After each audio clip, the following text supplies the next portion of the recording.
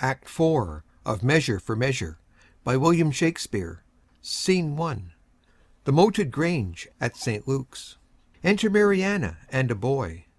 Boy sings, "Take, oh take those lips away, that so sweetly were forsworn, and those eyes, the break of day, lights that do mislead the morn. But my kisses bring again, seals of love, but sealed in vain, sealed in vain." Break off thy song, and haste thee quick away. Here comes a man of comfort, whose advice hath often stilled my brawling discontent. Exit Boy. Enter Duke Vincentio, disguised as before. I cry you mercy, sir, and well could wish you had not found me here so musical. Let me excuse me, and believe me so, my mirth it much displeased, but pleased my woe. 'Tis good, though music oft hath such a charm to make bad good, and good provoke to harm. I pray you, tell me, hath anybody inquired for me here to-day? Much upon this time have I promised here to meet. You have not been inquired after. I have sat here all day. Enter Isabella. I do constantly believe you. The time is come, even now. I shall crave your forbearance a little. Maybe I will call upon you anon, for some advantage to yourself. I am always bound to you. Exit. Very well met, and welcome. What is the news from this good deputy? He hath a garden circummured with brick, whose western side is with a vineyard backed, and to that vineyard is a planched gate, that makes his opening with this bigger key. This other doth command a little door, which from the vineyard to the garden leads. There have I made my promise upon the heavy middle of the night to call upon him. But shall you on your knowledge find this way? I have ta'en a due and wary note upon't. With whispering and most guilty diligence in action all of precept, he did show me the way twice o'er. Are there no other tokens between you greed concerning her observance? No, none, but only a repair i' the dark. And that I have possessed him my most stay can be but brief, for I have made him know I have a servant comes with me along, that stays upon me, whose persuasion is I come about my brother. 'Tis well borne up. I have not yet made known to Mariana a word of this. What ho! Within! Come forth! Re-enter Mariana. I pray you, be acquainted with this maid. She comes to do you good. I do desire the like. Do you persuade yourself that I respect you? Good friar, I know you do, and have found it. Take then this your companion by the hand, who hath a story ready for your ear. I shall attend your leisure, but make haste, the vaporous night approaches. Will't please you walk aside? Exeunt Mariana and Isabella. O place and greatness! Millions of false eyes are stuck upon thee. Volumes of report run with these false and most contrarious quests upon thy doings. Thousand escapes of wit make thee the father of their idle dreams, and rack thee in their fancies. Re-enter Mariana and Isabella. Welcome. How agreed?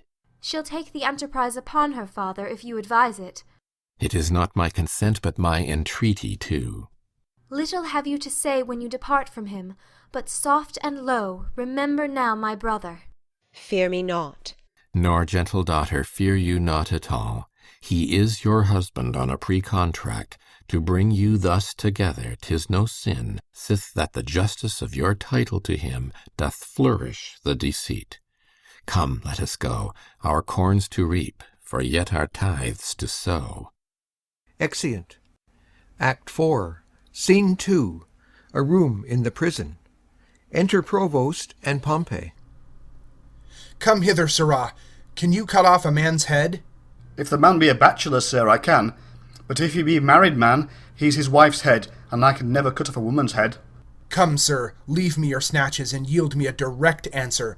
Tomorrow morning are to die Claudio and Barnardine. Here is in our prison a common executioner, who in his office lacks a helper. If you will take it on you to assist him, it shall redeem you from your gyves. If not, you shall have your full time of imprisonment, and your deliverance with an unpitied whipping, for you have been a notorious bawd. Sir, I have been an unlawful bawd time out of mind, but yet I will be content to be a lawful hangman. I will be glad to receive some instruction from my fellow partner. What? Ho! A porson! Where's a porson there? Enter Haborson. Do you call, sir? Sirrah, here's a fellow will help you tomorrow in your execution. If you think it meet, compound with him by the year, and let him abide here with you. If not, use him for the present and dismiss him. He cannot plead his estimation with you. He hath been a bawd. A bawd, sir? Fie upon him. He will discredit our mystery. Go to, sir. You weigh equally. A feather will turn the scale. Exit. Pray, sir, buy your good favour, for surely, sir, a good favour you have, but that you have a hanging look. Do you call, sir, your occupation a mystery? Aye, sir. A mystery. Painting, sir, I've heard say is a mystery, and your whores, sir, being members of my occupation, using painting, do prove my occupation a mystery. But what mystery there should be in hanging if I should be hanged, I cannot imagine. Sir, it is a mystery. Proof? Every true man's apparel fits your thief.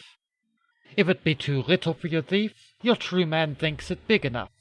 If it be too big for your thief thinks it little enough. So every true man's apparel fits your thief. Re-enter Provost. Are you agreed? Sir, I will serve him, for I do find your hangman is a more penitent trade than your board. He doth oftener ask forgiveness.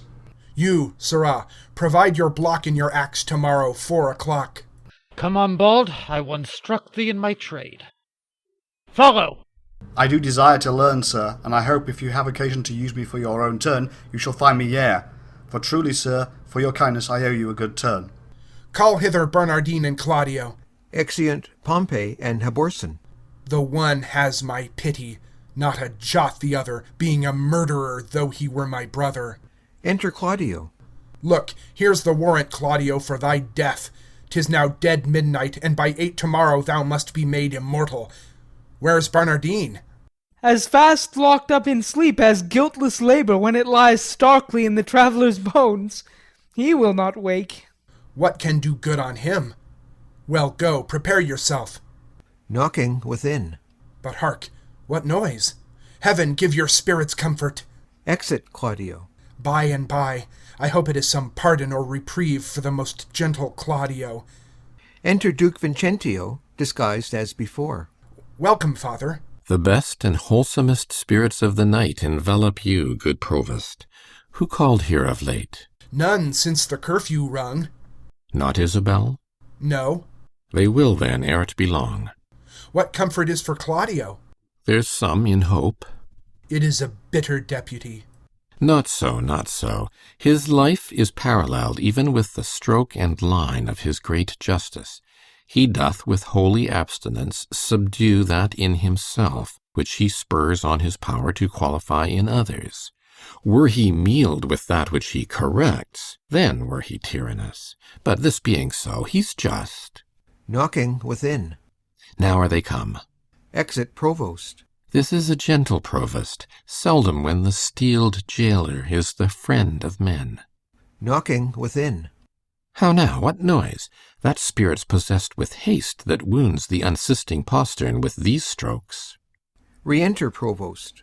There he must stay until the officer arise to let him in. He is called up. Have you no countermand for Claudio yet, but he must die tomorrow? None, sir, none. As near the dawning, Provost, as it is, you shall hear more ere morning. Happily you something know, yet I believe there comes no countermand. No such example have we. Besides, upon the very siege of justice Lord Angelo hath to the public ear professed the contrary. Enter a messenger. This is his lordship's man. And here comes Claudio's pardon. Giving a paper. My lord hath sent you this note, and by me this further charge, that you swerve not from the smallest article of it, neither in time, matter, or other circumstance. Good morrow, for, as I take it, it is almost day. I shall obey him. Exit messenger. Aside. This is his pardon, purchased by such sin for which the pardoner himself is in. Hence hath offence his quick celerity, when it is borne in high authority. When vice makes mercy, mercy's so extended, that for the false love is the offender friended. Now, sir, what news? I told you, Lord Angelo, belike thinking me remiss in mine office, awakens me with this unwonted putting on. methinks strangely, for he hath not used it before. Pray you, let's hear. Reads. Whatsoever you may hear to the contrary, let Claudio be executed by 4 of the clock, and in the afternoon Barnardine. For my better satisfaction, let me have Claudio's head sent me by 5. Let this be duly performed, with a thought that more depends on it than we must yet deliver. Thus fail not to do your office, as you will answer it at your peril. What say you to this, sir? What is that Barnardine who is to be executed in the afternoon? A Bohemian born, but here nursed and bred, one that is a prisoner 9 years old. How came it that the absent duke had not either delivered him to his liberty or executed him? I have heard it was ever his manner to do so.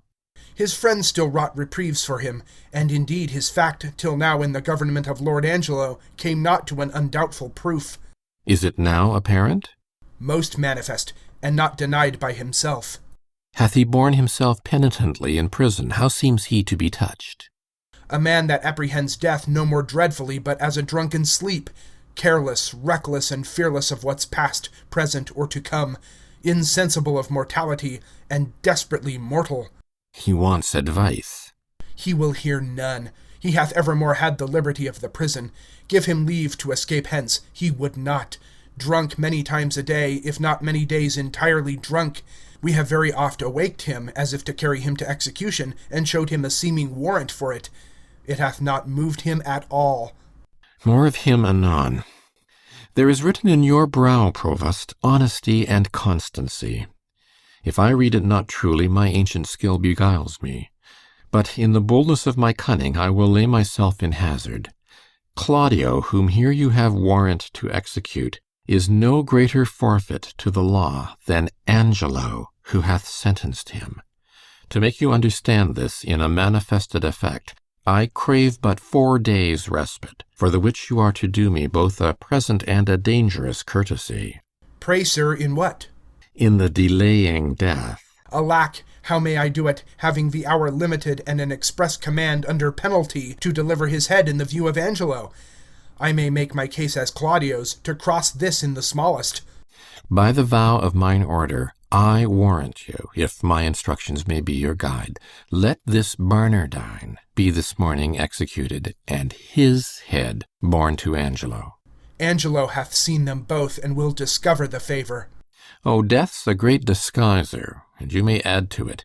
Shave the head and tie the beard, and say it was the desire of the penitent to be so bared before his death. You know the course is common. If anything fall to you upon this, more than thanks and good fortune, by the saint whom I profess, I will plead against it with my life. Pardon me, good father.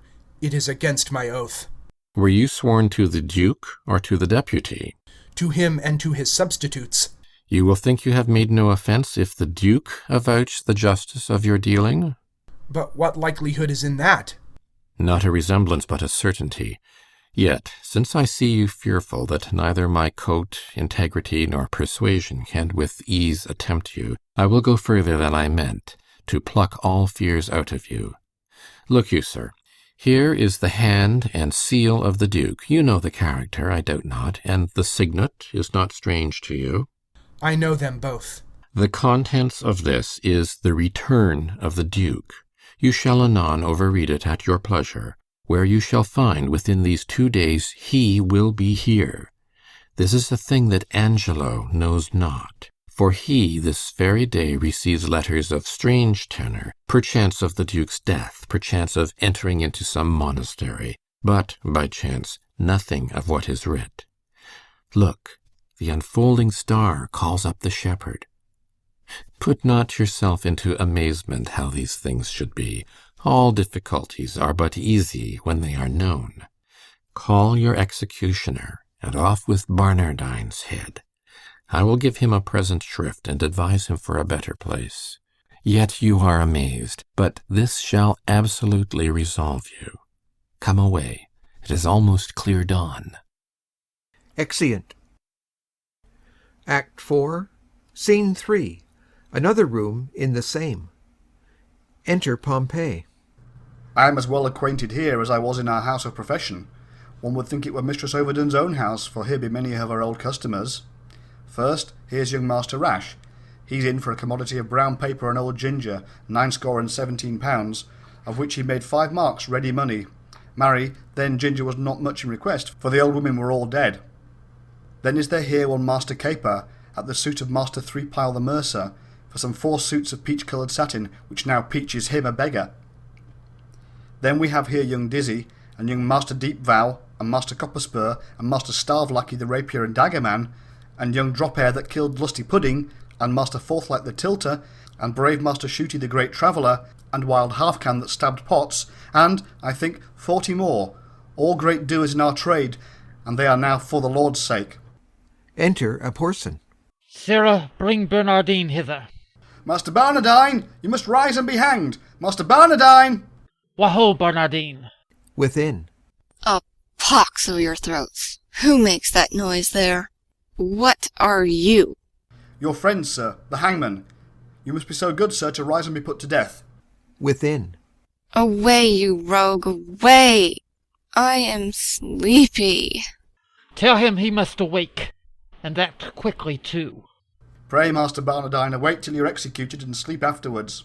Go in to him, and fetch him out.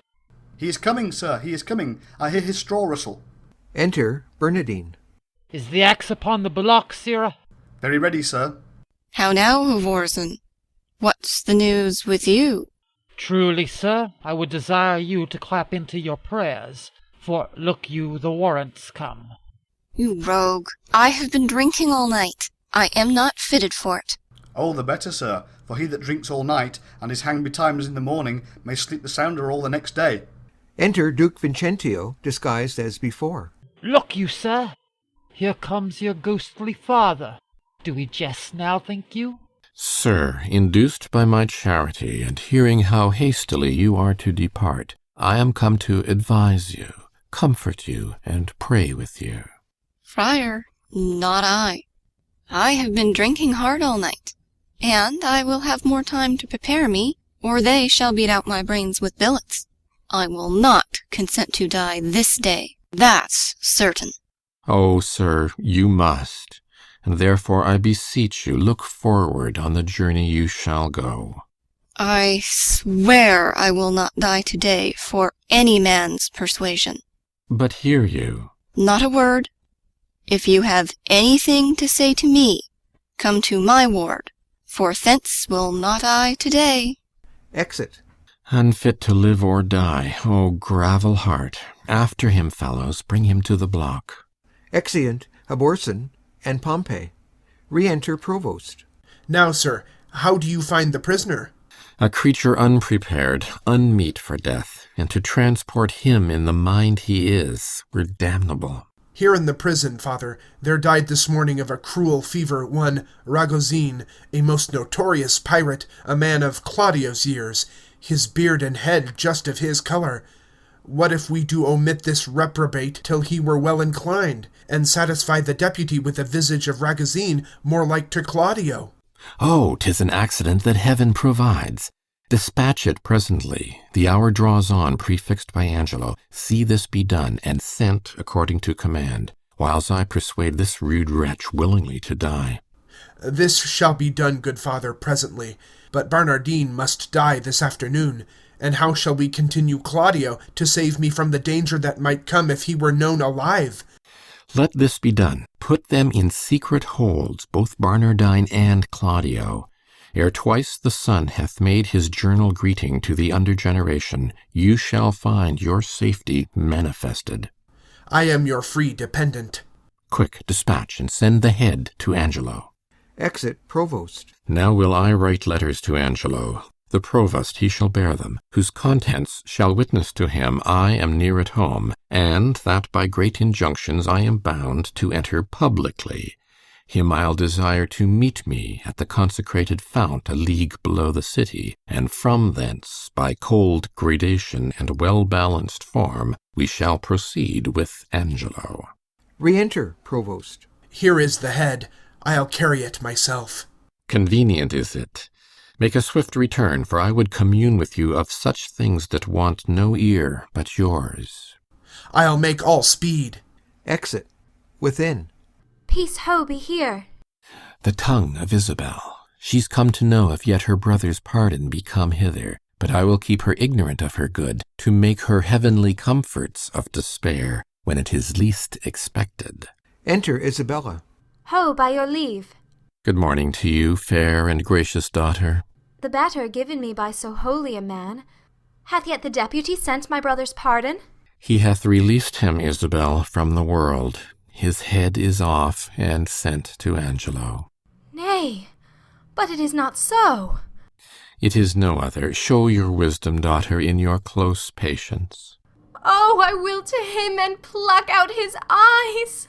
You shall not be admitted to his sight. Unhappy Claudio, wretched Isabel, injurious world, most damned Angelo. This nor hurts him, nor profits you a jot. Forbear it, therefore. Give your cause to heaven. Mark what I say, which you shall find by every syllable a faithful verity. The Duke comes home tomorrow. Nay, dry your eyes. One of our convent and his confessor gives me this instance. Already he hath carried notice to Aeschylus and Angelo, who do prepare to meet him at the gates, there to give up their power. If you can, pace your wisdom in that good path that I would wish it go, and you shall have your bosom on this wretch, grace of the Duke, revenges to your heart, and general honour. I am directed by you. This letter, then, to Friar Peter give. 'Tis that he sent me of the Duke's return. Say by this token I desire his company at Mariana's house tonight.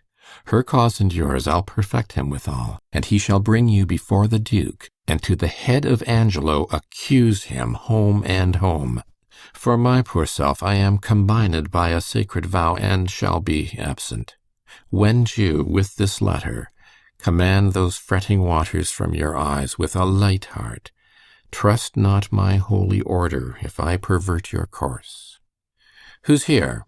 Enter Lucio. Good even. Friar, where's the provost? Not within, sir.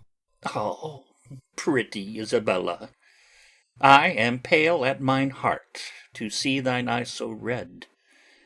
Thou must be patient. I am fain to dine and sup with water and bran. I dare not, for my head, fill my belly. One fruitful meal would set me to it. But they say the Duke will be here tomorrow. By my troth, Isabel, I loved thy brother. If the old fantastical Duke of Dark Corners had been at home, he had lived. Exit Isabella. Sir, the Duke is marvellous little beholding to your reports, but the best is he lives not in them. Friar, thou knowest not the Duke so well as I do. He's a better woodman than thou takest him for. Well, you'll answer for this one day. Fare ye well. Nay, tarry, I'll go along with thee. I can tell thee pretty tales of the Duke. You have told me too many of him already, sir, if they be true. If not true, none were enough. I was once before him for getting a wench with child. Did you such a thing? Well, yes, marry, did I, but I was fain to forswear it. They would else have married me to the rotten meddler. Sir, your company is fairer than honest. Rest you well. By my troth, I'll go with thee to the lane's end. If body talk offend you, we'll have very little of it. Nay, friar, I am a kind of burr. I shall stick. Exeunt. Act 4, Scene 4. A room in Angelo's house. Enter Angelo and Aeschylus.